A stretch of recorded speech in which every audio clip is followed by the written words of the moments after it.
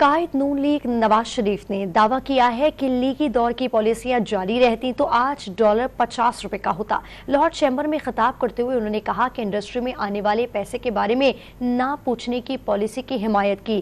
پی آئی اے کی نجکاری کو ناگزیر قرار دیا۔ یہ بھی واضح کر دیا کہ ملک کو ڈیفالٹ سے بچانے کے لیے 2022 میں حکومت میں آئے۔ انہوں نے نام لیے بغیر پی ٹی آئی حکومت پر بھی کڑی تنقید کی۔ 2022 میں حکومت میں نہیں آنا تھا۔ شہباز شریف کے مستعفی ہونے کی تقریر تیار تھی، لیکن پاکستان کو ڈیفالٹ سے بچانا ضروری تھا۔ لاہور چیمبر سے خطاب میں قائد نون لیگ نواز شریف نے ملک کو غربت سے نجات دلانا ذمہ داری اور فرض قرار دے دیا۔ افسوس کا اظہار کیا کہ روپیہ، معیشت اور سب نظام ہی تباہی کا شکار ہو گیا۔ نام لیے بغیر معاشی بدحالی کا ذمہ دار پی ٹی آئی حکومت کو قرار دیا۔ اتنا اچھا ملک چلتا چلتا جو ہے وہ ہم نے خود اس کو گرا دیا اور پھر کس کے حوالے کر دیا؟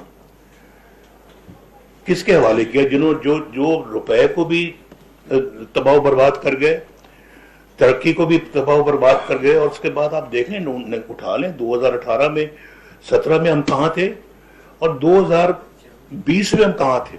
دعویٰ کیا کہ نون لیگ کے دور کی ترقی اور پالیسی جاری رہتی تو ڈالر آج 50 روپے کا ہوتا۔ اگر 1990 والا مومنٹم جاری رہتا تو آج 104 نہیں، آج روپیہ شاید 50 روپے کا، ڈالر 50 روپے کا ہوتا اس ملک میں، شاید اس سے بھی کم ہوتا۔